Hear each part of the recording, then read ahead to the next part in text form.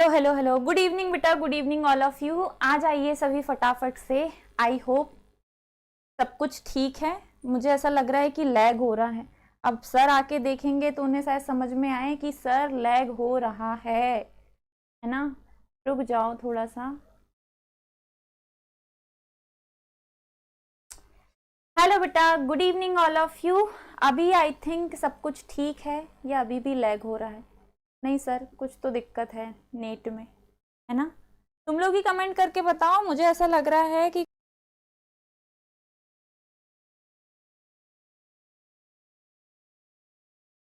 अभी सब ठीक है। यस, गुड इवनिंग बेटा। आ जाइए सभी फटाफट से। जब मेरा इंट्रो बिगड़ता है तो मुझे बहुत गुस्सा आता है, लेकिन आज मैं थोड़ी सी खुश हूँ। दिन अच्छा गया है तो सर बच गए, है ना। हालांकि ये टेक्निकल इशू है, इसमें सर की भी कोई गलती नहीं है। तो चलो जुड़ जाओ सभी फटाफट से। नया चैप्टर स्टार्ट कर रहे हैं नए जोश के साथ, और अब क्लास पूरे हफ्ते चलेगी, एक भी दिन का गैप नहीं होगा, है ना। ठीक है, जल्दी से बताइए सब कुछ ठीक है, सब बढ़िया है। आ जाइए सभी फटाफट से जितने भी हमारे बच्चे हैं, क्योंकि आज हम नया चैप्टर स्टार्ट कर रहे हैं, और नए चैप्टर में अगर शुरुआत से आप लोग जुड़ेंगे तो चीजें ज्यादा अच्छे से समझ में आएगी। बीच में आओगे तो फिर दिमाग के ऊपर से बाउंसर्स जाएंगे। तो देख लो जैसा भी आपको ठीक लगे। चैप्टर का नाम है गतिमान आवेश और चुंबकत्व। अगर आप लोग एमपी बोर्ड के स्टूडेंट हैं, if you are a student of MP board, तो चैप्टर नंबर 1, 2, 3 और ये 4 और इसके बाद 5, यहां तक तो आपको क्वार्टरली में आएगा। तो इतना करने के बाद मैडम आपको करवाएंगी रिवीजन बढ़िया से, है ना। इतना 5 चैप्टर हम कर ले, 3 हम कर चुके, चैप्टर नंबर 9 हम कर चुके, टोटल 14 चैप्टर हैं, अब 10 बाकी हैं। कितने बेटा? 10। 10 में से आज ये हमारा 10वां ही चैप्टर स्टार्ट हो रहा है, समझ लो, है ना। फिर 9 बाकी रह जाएंगे। तो चैप्टर नंबर 4 जिसका नाम है गतिमान आवेश और चुंबकत्व, मूविंग चार्ज एंड मैग्नेटिज्म, इस चैप्टर का नाम है। जुड़ जाइए सभी फटाफट से। अब हम क्लास को स्टार्ट कर रहे हैं। आज का जो हमारा टॉपिक है, टॉपिक क्या, पहले तो चैप्टर ही देखो। चैप्टर का नाम है गतिमान आवेश, ठीक है। चैप्टर नंबर 1 में मैडम ने आपको पढ़ाया था आवेश के बारे में। चैप्टर नंबर 1 में हमने पढ़ा था किसके बारे में? आवेश। मैंने आपको बताया था कि आवेश एक प्रकार की क्या है? ऊर्जा। The charge is an energy. आवेश एक प्रकार की क्या है? ऊर्जा है, जिसका काम है बहुत हल्की वस्तुओं को अपनी ओर आकर्षित करना। बहुत हल्की वस्तुओं को अपनी ओर आकर्षित करना, ठीक है, हो गया। चलो ये तुम पढ़ चुके। अब इससे क्या काम का है मैडम हमारे? तो चूंकि आपको इस चैप्टर में भी आवेश के बारे में ही पढ़ना है, चैप्टर नंबर 4 में भी आपको आवेश के बारे में ही पढ़ना है, तो चैप्टर 1 का एक कॉन्सेप्ट तुम्हें याद होगा कि कहीं पर अगर कोई स्थिर आवेश रखा है, कोई फिक्स चार्ज रखा हुआ है, तो इस आवेश के चारों ओर का क्षेत्र, जहां तक ये स्थिर आवेश अपना विद्युतीय प्रभाव दर्शाएगा। पढ़ाया है कि भूल गए? डिनर के साथ, लंच के साथ, ब्रेकफास्ट के साथ खा तो नहीं गए ना? मुझे बताओ कि अगर कहीं पर कोई स्थिर आवेश रखा हुआ है, तो इस आवेश के चारों ओर का क्षेत्र, जहां तक ये अपना विद्युतीय प्रभाव दर्शाता है, क्या हमने उसे विद्युत क्षेत्र नाम नहीं दिया था? इलेक्ट्रिक फील्ड, हमने इसे विद्युत क्षेत्र नाम दिया था, इलेक्ट्रिक फील्ड। और इसे कैसे दर्शाया था बेटा? ई से। आई होप अभी सब कुछ ठीक है। ओके, थम्स अप कर देना। चलिए देखिए, अगर कहीं पर कोई स्थिर आवेश रखा हो, तो स्थिर आवेश के चारों ओर का क्षेत्र विद्युत क्षेत्र होता है, और विद्युत क्षेत्र को ई से दर्शाते हैं। तो मैडम इसकी जरूरत आज आपको कहाँ पढ़ने वाली है? तो सामने देखिए, ये जो चैप्टर नंबर 4 है, चैप्टर नंबर 4 है, इसका नाम ही उसने दिया है गतिमान आवेश तथा चुंबकत्व। यहाँ बात होने वाली है एक ऐसे आवेश की जो लगातार गति कर रहा है, जो स्थिर नहीं है, जो क्या कर रहा है? गति कर रहा है। अब आवेश को गति करवाने के लिए हमें आवेश को धक्का देना पड़ेगा। आवेश को धक्का दोगे इसका मतलब आप किसी परिपथ में धारा प्रवाहित करेंगे। लगातार अगर आप आवेशों का प्रवाह करें, इलेक्ट्रॉनों का प्रवाह करें, तो वो होता है किसका प्रवाह? धारा का प्रवाह। तो आज हमें जो आवेश चाहिए वो कौन सा आवेश होगा बेटा? गतिमान आवेश। चलो इसे हटाते हैं अब हम और स्थिर आवेश की जगह पर लेके आते हैं एक गतिमान आवेश को। तो मान लीजिए ये कोई चालक तार है जो कि खुला है, ओपन है। ये एक चालक तार है जो कि कैसा है? खुला है, ओपन है ना। और इस चालक तार का कनेक्शन हमने किसी बैटरी से किया और जैसे ही हमने इसे बैटरी से कनेक्ट किया तो हमने इस खुले चालक तार में धारा प्रवाहित करनी चालू कर दी। अब इसमें धारा दौड़ रही है। धारा का मतलब इसमें इलेक्ट्रॉनों का प्रवाह हो रहा है। इसमें इलेक्ट्रॉनों का क्या हो रहा है? प्रवाह। और ये चालक तार कैसा है बेटा? खुला। और इस खुले चालक तार में आवेश जो है वो लगातार दौड़ रहे हैं। आवेश जो है वो लगातार क्या कर रहे हैं? गति कर रहे हैं। लगातार क्या कर रहे हैं? गति कर रहे हैं। तो एक एक्सपेरिमेंट हम थोड़े ही समय में पढ़ेंगे कि जब आप किसी खुले चालक तार में धारा प्रवाहित करते हैं, जब आप किसी खुले चालक तार में, मतलब इस चालक तार में कोई प्लास्टिक की कवरिंग नहीं होनी चाहिए, कोई विद्युत रोधी आवरण नहीं होना चाहिए। अगर तांबे का है तो तुम्हें तांबा दिखाई देगा कि ये तांबे का तार है। अगर एल्यूमिनियम का है तो एल्यूमिनियम तुम्हें दिखाई देगा। और अगर बहुत अच्छा चालक तुम्हें चाहिए तो चांदी ले लो, सिल्वर, है ना। सिल्वर एक बहुत अच्छा चालक होता है, सिल्वर एक बहुत ही अच्छा कंडक्टर होता है। तो अगर हमने यहाँ एक खुला चालक तार लिया और खुले चालक तार में हमने क्या प्रवाहित की? धारा। तो कहा जाता है कि इसके चारों ओर, चालक तार के चारों ओर एक अदृश्य फील्ड बन जाएगी। इस अदृश्य फील्ड को, इस अदृश्य क्षेत्र को कहा जाता है चुंबकीय क्षेत्र। कौन सा क्षेत्र? चुंबकीय क्षेत्र। अब ये चुंबकीय क्षेत्र यहाँ निर्मित क्यों हुआ? अभी हम एक्सपेरिमेंट भी करेंगे इस पे, अभी हम इस पे प्रैक्टिकल भी करने वाले हैं थोड़े ही समय में। लेकिन अभी के लिए फिर मैं इसके आगे तुम्हें ये, अभी देखो मैं इंट्रोडक्शन पे बात कर रही हूँ, अभी थोड़ा सा तुम्हें इस चैप्टर के बारे में बता रही हूँ। थोड़े ही समय में तुम्हें मैं टॉपिक्स भी बताऊंगी कि आपको इस चैप्टर में क्या क्या पढ़ना है, कहाँ मेहनत करनी है, कहाँ थोड़े में ही काम हो जाएगा, लेकिन पढ़ना पूरा है बेटा, बिना कुछ भी स्किप किए हमें सब कुछ पढ़ना है। चलो, अगर हमने किसी खुले चालक तार में धारा प्रवाहित की तो इस चालक तार के चारों ओर एक क्षेत्र बन जाता है। हम इस क्षेत्र को कहेंगे चुंबकीय क्षेत्र।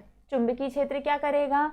अगर कोई लोहे की चीज आ रही है तो वो इसकी तरफ खींची चली आ रही है, ठीक है। चुंबकीय सुई को यहाँ लेके आओ, इस दायरे में लेके आओ। चुंबकीय सुई जो पहले स्थिर रखी हुई थी, उस चुंबकीय सुई में अचानक से क्या होना चालू हो जाएगा? विक्षेप। ये हिलना चालू कर देगी, ये ऐसे डगमगाना चालू कर देगी, जिससे हमें पता चलेगा कि चालक के चारों ओर एक क्षेत्र बना है, जिसे हम क्या कह रहे हैं? चुंबकीय क्षेत्र। तो जो गतिमान आवेश ने उत्पन्न किया है, अब गतिमान आवेश क्यों? क्योंकि धारा तभी बहती है जब आवेश कैसा हो? गतिमान। तो जो गतिमान आवेश ने उत्पन्न किया है वो कौन सा क्षेत्र है बच्चा? चुंबकीय क्षेत्र है ना। कौन सा क्षेत्र है? लेकिन यह ऑब्जेक्टिव बार बार पूछा जाता है आपसे कि क्या गतिमान आवेश केवल चुंबकीय क्षेत्र उत्पन्न करता है? क्या गतिमान आवेश केवल चुंबकीय क्षेत्र उत्पन्न करता है? तो नहीं, ये थोड़ा सा अपवाद वाली कंडीशन यहाँ तुम्हें याद रखनी है कि जब आवेश सिर्फ चालक के अंदर है, चालक के अंदर है, तो आवेश तो चालक के अंदर ही है मैडम, है ना।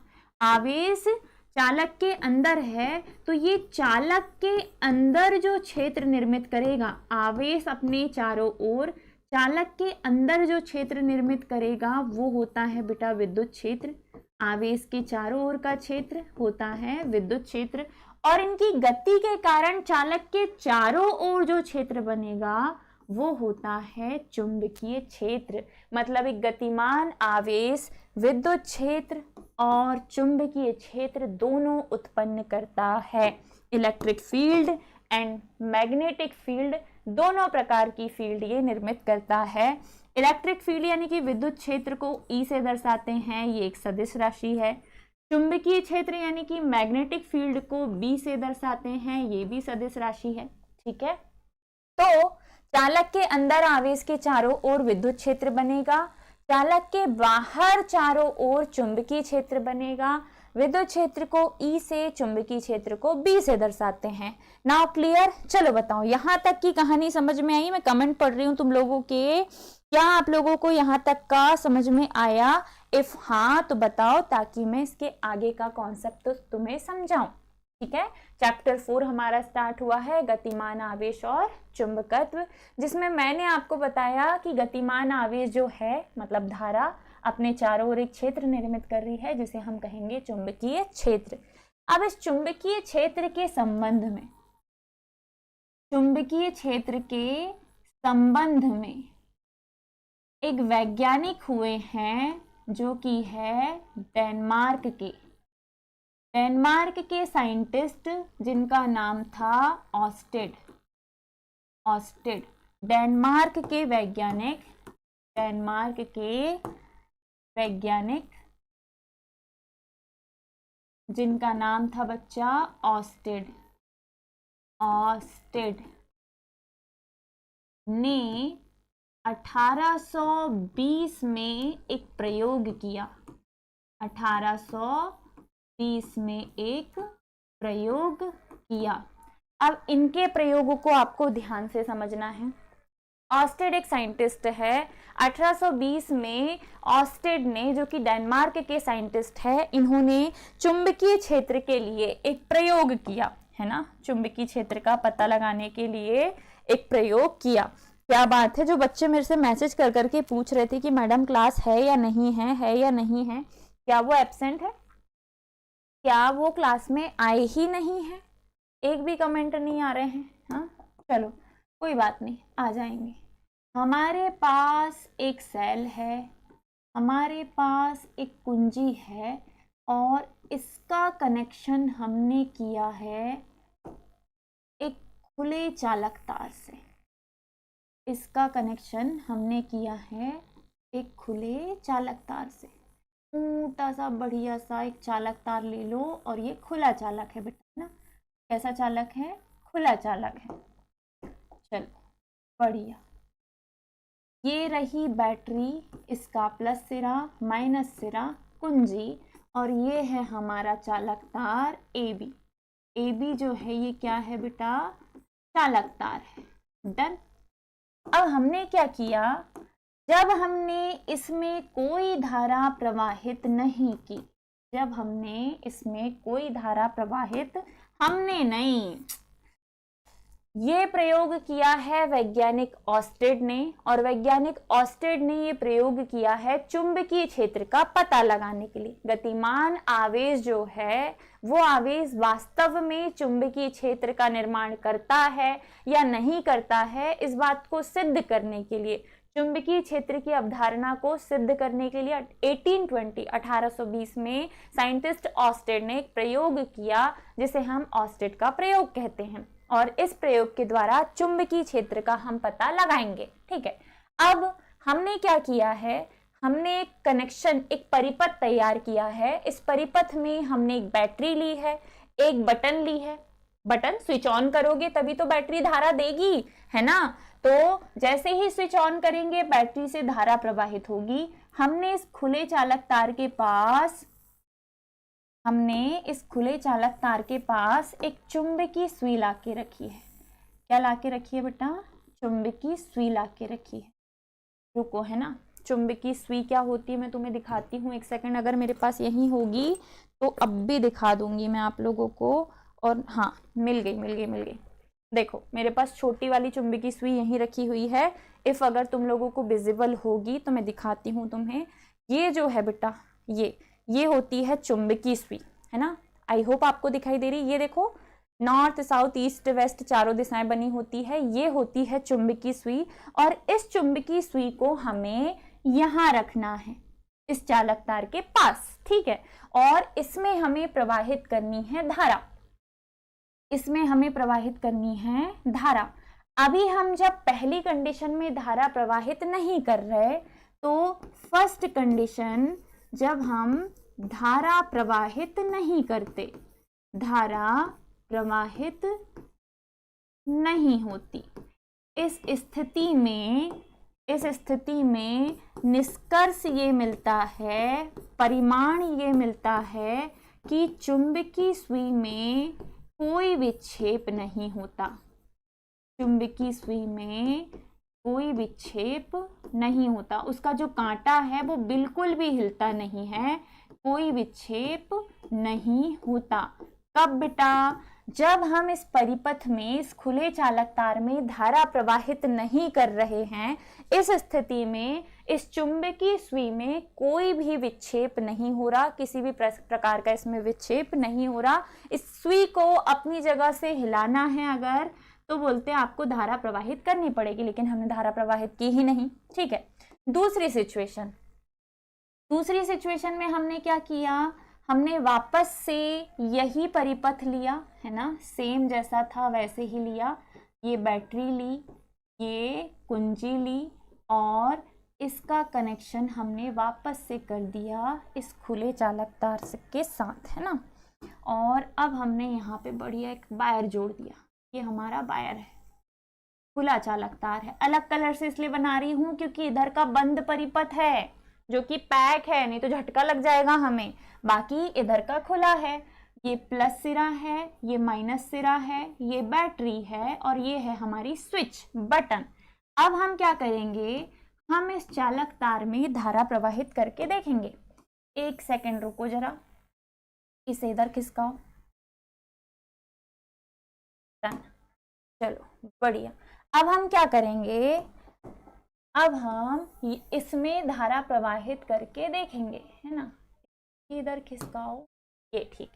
चलिए, अब हम जैसे ही कुंजी को यानी कि की को यानी कि बटन को दबाते हैं, जैसे ही स्विच ऑन करेंगे, स्विच ऑन हो गया।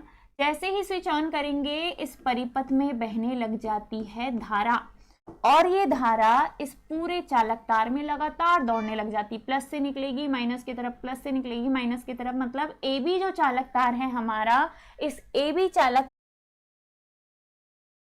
चलिए बेटा, थोड़ा सा वीडियो हमारा अटक गया था, अब आई होप आपको दिखाई देने लग गया होगा। सब कुछ ठीक है तो ओके कर दो कि यस मैम सब कुछ ठीक है, ऑल ओके ना। चलिए, हमारी कहानी शुरू हुई थी ऑस्टेड के प्रयोग से, जो कि स्टार्ट हुआ है 1820 में। चलो फटाफट से मुझे कमेंट करके बताओ सब कुछ ठीक है, ओके है। अब मैं तुम्हें दिखाई देने लग गई है ना। हमारी जो कहानी स्टार्ट हुई है वो स्टार्ट हुई है कब से?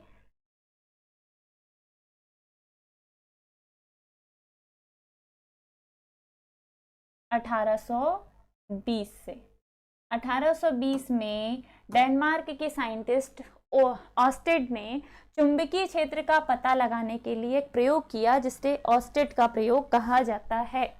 इस प्रयोग में जो पहली वाली लाइन है वो ये कि जब हम किसी बैटरी के साथ एक खुला तार परिपथ तैयार करें, मतलब बैटरी का कनेक्शन एक खुले चालक तार के साथ करें और उस खुले चालक तार के पास एक चुंबकीय सुई को लाके रख दें, और अगर हम बैटरी से किसी भी प्रकार की कोई धारा ना ले, मतलब परिपथ में धारा प्रवाहित ना करें, तो चुंबकीय सुई में किसी भी प्रकार का कोई विक्षेप नहीं होता। चुंबकीय सुई में किसी भी प्रकार का कोई विक्षेप नहीं होता। लेकिन सेकंड कंडीशन इसकी ये थी कि जब आप इस बैटरी का कनेक्शन खुले चालक तार से करो और अगर आप बैटरी का स्विच ऑन कर दो, है ना, कुंजी को दबा दो, बैटरी से आपने धारा लेनी चालू कर दी, धारा प्रवाहित करनी चालू कर दी है। इसके पास अभी भी हम लेकर आए हैं किसे बेटा? चुंबकीय सुई को, चुंबकीय सुई का एन सिरा, एस सिरा, और अब लगातार इस चालक तार में क्या बह रही है?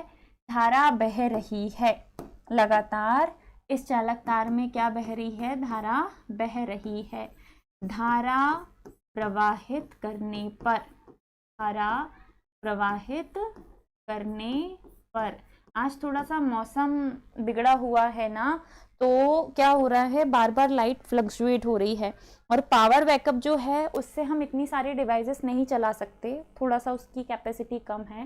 दैट्स वाई थोड़ा सा हमें किस पे डिपेंड होना पड़ता है? इलेक्ट्रिसिटी पे। वैसे तो इलेक्ट्रिसिटी हमारे यहाँ जाती नहीं है, लेकिन कई बार ऐसा होता है कि मौसम में अगर खराबी हो, पानी वानी गिर रहा हो, बारिश हो या कहीं मेंटेनेंस वर्क चल रहा हो तो पावर कट हो जाता है।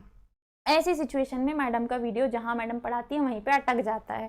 क्लास लेट स्टार्ट होने का रीज़न भी यही था कि पावर कट हुआ था, हम लोग डिसाइड नहीं कर पा रहे थे क्लास लें नहीं लें, कैसे लें या कितने बजे से लें। तो थोड़ा सा कॉपरेट करना सीखिए बेटा आप भी। वैसे मेरे सारे बच्चे कॉपरेटिव हैं, समझ जाते हैं, समझदार हैं। देखिए अब हमने धारा की दिशा ये रखी है, तो इस चुंबकीय सुई में क्या परिवर्तन होगा ये देखो। अब जब हम इस चालक तार के पास चुंबकीय सुई को लेकर आते हैं ना, तो चालक तार के अंदर चुंबकीय सुई का N सिरा ऊपर की ओर उठ जाता है और S सिरा नीचे की ओर झुक जाता है। N ऊपर हो गया, S नीचे हो गया। जैसे ही हमने चालक तार में धारा प्रवाहित करनी चालू की तो इसका एक सिरा ऊपर हो जाता है, दूसरा नीचे हो जाता है। मतलब आप बोलोगे कि चुंबकीय सुई में विक्षेप होता है। चुंबकीय सुई में क्या होता है? विक्षेप होता है, विक्षेप होता है। चुंबकीय सुई का कांटा जो है वो हिल जाता है, एक सिरा ऊपर एक सिरा नीचे हो जाता है। वहीं इनका जो एक्सपेरिमेंट है ये आखिरी चरण में पहुंच चुका है। अब जब हमने इस बैटरी को पलट दिया, पलटना कैसे है? तो इधर कुंजी को लगाएं और बैटरी का धन सिरा इधर कर दें, ऋण सिरा इधर कर दें और धारा की दिशा हम बदल दें। बैटरी को पलटोगे तो धारा की दिशा अपने आप बदल जाएगी। बैटरी को पलटने पर धारा की दिशा अपने आप बदल जाएगी।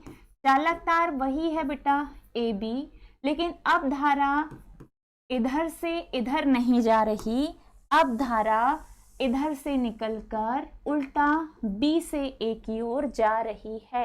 ये प्रयोग मैडम ने नहीं किया, ये प्रयोग किया है वैज्ञानिक ऑस्टेड ने। और कब किया बेटा? 1820 में। ठीक है, याद रखना।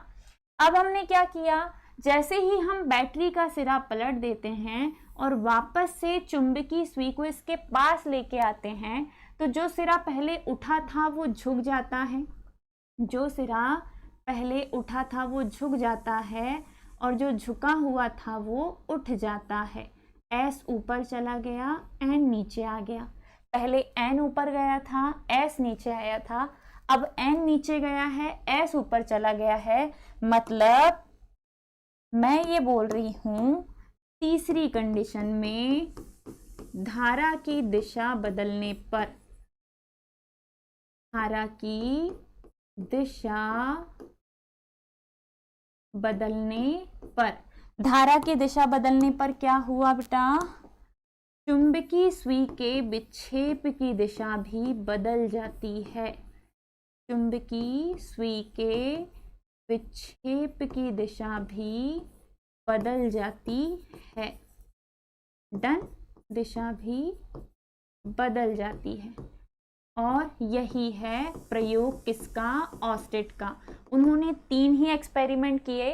पहली बार में इन्होंने खुले चालक तार में धारा प्रवाहित नहीं की, तो धारा की अनुपस्थिति में चुंबकीय सुई पर कोई प्रभाव नहीं पड़ा, ये जैसी थी वैसी ही रही, स्ट्रेट, नो चेंज। ठीक है, जिससे ये पता चला कि यहाँ किसी भी प्रकार का कोई चुंबकीय क्षेत्र निर्मित नहीं हुआ। जैसे ही इन्होंने चालक तार में बैटरी से एक दिशा में धारा प्रवाहित करनी चालू की, तो ऐसा माना गया कि चारों ओर एक चुंबकीय क्षेत्र निर्मित हुआ है। इसी वजह से चुंबकीय सुई में विक्षेप हुआ है। विक्षेप ऐसे कि एक सिरा ऊपर और दूसरा सिरा नीचे चला गया है। जैसे ही उन्होंने धारा की दिशा बदली, पहले A से B की तरफ जा रहे थे, फिर B से A की तरफ गए, तो जब B से A की तरफ जाने लग गए तो जो सिरा पहले ऊपर उठा था अब वो नीचे चला गया, और जो नीचे था वो कहाँ आ गया बेटा? ऊपर। मतलब जिस दिशा से धारा जाती है उधर का सिरा नीचे झुक जाता है, जिस दिशा से धारा जाती है उधर का सिरा नीचे झुक जाता है। तो इस प्रकार ऑस्टेड ने ये बताया कि जब भी किसी खुले चालक तार में धारा प्रवाहित की जाएगी, उसके चारों ओर एक क्षेत्र निर्मित होगा।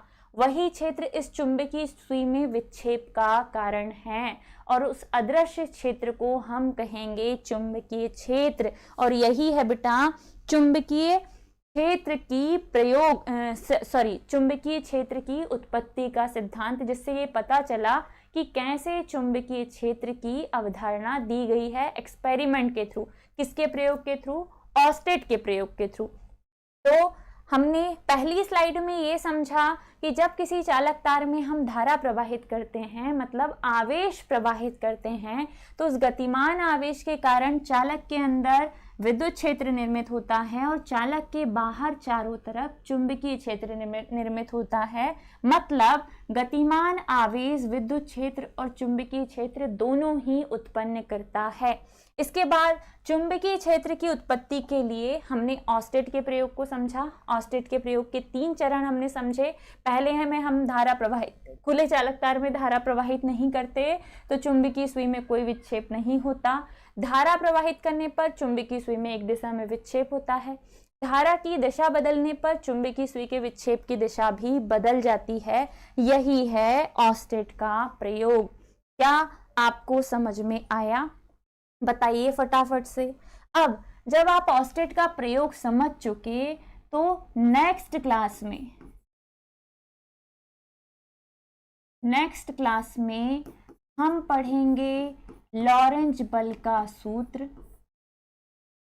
लॉरेंज बल का सूत्र most important question of this chapter. दूसरा, सिद्ध करेंगे कि चुंबकीय बल ही लॉरेंज बल है। सिद्ध करेंगे कि चुंबकीय बल ही कौन सा बल है? लॉरेंज बल है। जब ये पढ़ के हो जाएगा तो हम कुछ इम्पॉर्टेंट डेफिनेशंस डिस्कस करेंगे। कुछ इम्पॉर्टेंट डेफिनेशंस जिस चैप्टर में आगे आपको काम आएगी। हालांकि डेफिनेशन अगले चैप्टर में है, लेकिन सिलेबस ऐसा है कि अगले चैप्टर की कुछ चीज़ें आपको यहीं पढ़नी पड़ेगी, नहीं तो इसी चैप्टर में कुछ चीज़ें समझ में नहीं आएगी। कुछ इंपॉर्टेंट डेफिनेशन के बाद एक मोस्ट इम्पॉर्टेंट क्वेश्चन हम करेंगे जो कि है बायो-सैवार्ट का नियम। बहुत लंबा चैप्टर है, मज़ा आने वाला है तुम्हें। जैसे आप लोगों ने चैप्टर नंबर 1 में आवेश और फिर आवेश से रिलेटेड ढेर सारे डेरिवेशंस किए, वैसे ही चैप्टर नंबर 4 में आपको इसी आवेश के चुंबकीय प्रभाव को समझाना है। इसी आवेश के चुंबकीय प्रभाव, चुंबकीय बल, चुंबकीय क्षेत्र की अवधारणा, इन सारी चीज़ों को हमें समझाना है। तो आज की क्लास हमारी सिर्फ और सिर्फ इंट्रोडक्टिव क्लास थी, है ना। नेक्स्ट क्लास में यानी कि कल, क्योंकि फिर लेट हो जाएगा, अभी आप लोग की केमिस्ट्री की क्लास होनी है ना, आफ्टर केमिस्ट्री होगी आप लोगों की बायोलॉजी की क्लास। तो आज थोड़ा सा रिवीजन कीजिए। जितने भी बच्चे लाइव जुड़े हैं मैं रिक्वेस्ट करूंगी कि आप लोग बेटा वीडियो को लाइक करके जाना और शेयर भी कर सकते हो, आप अपने दोस्तों को शेयर जरूर कर देना। आई होप सो आपको क्लास पसंद आई होगी। नेक्स्ट क्लास अभी थोड़ी ही देर में स्टार्ट होगी आप लोगों की केमिस्ट्री की, तो स्टे ट्यून बने रहिएगा इसी लिंक पे, है ना। थोड़ी ही देर में आप लोग की केमिस्ट्री की क्लास स्टार्ट हो जाएगी और केमिस्ट्री के बाद आज हम बायोलॉजी में भी नया चैप्टर स्टार्ट करेंगे जो कि है वंशागति और विविधता के सिद्धांत। तो चलिए, थोड़ा सा बीच में डिस्टर्ब हो गया, नहीं तो मैं एक कॉन्सेप्ट और पढ़ा के जाती, बट टाइम का अभाव है। इंट्रोडक्शन मैंने दे दिया, क्या पढ़ना है चैप्टर में ये भी बता दिया। कल हम पढ़ेंगे लॉरेंज बल और चुंबकीय बल का सूत्र। तो चलिए विदा लेते हैं आपसे। स्वस्थ रहिए, मुस्कुराते रहिए, ऐसे ही जुड़े रहिए सरल एकेडमी के साथ। बाय बाय बेटा, टेक केयर, राधे राधे।